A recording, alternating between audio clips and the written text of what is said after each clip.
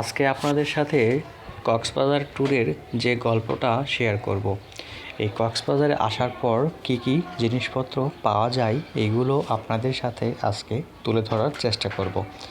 ভিডিওর প্রথম অংশে আপনারা দেখতেই পাচ্ছেন যে কক্সবাজারে যেগুলো ঝিনুক রয়েছে, সাদা ঝিনুক, লাল ঝিনুক এবং বিভিন্ন ধরনের কালার করা ঝিনুকের যে গহনা জিনিসপত্র, অলংকার এগুলো এখানে রয়েছে, যেগুলোর মূল্য বিভিন্ন দামে বিক্রি করা হয়, যেগুলো সব নাগালের মধ্যে বিক্রি করা হয়।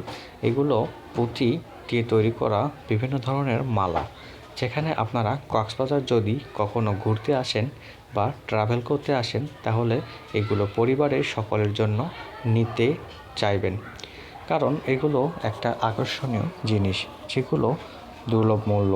বাংলাদেশের সব জায়গাতেই এইগুলো পণ্যগুলো পাওয়া যায় না, শুধুমাত্র কক্সবাজারের এই ধরনের সি বিচেই এই পণ্যগুলো পাওয়া যায়, যেগুলো আপনারা এখানে অর্গানিকভাবে পেয়ে যাবেন।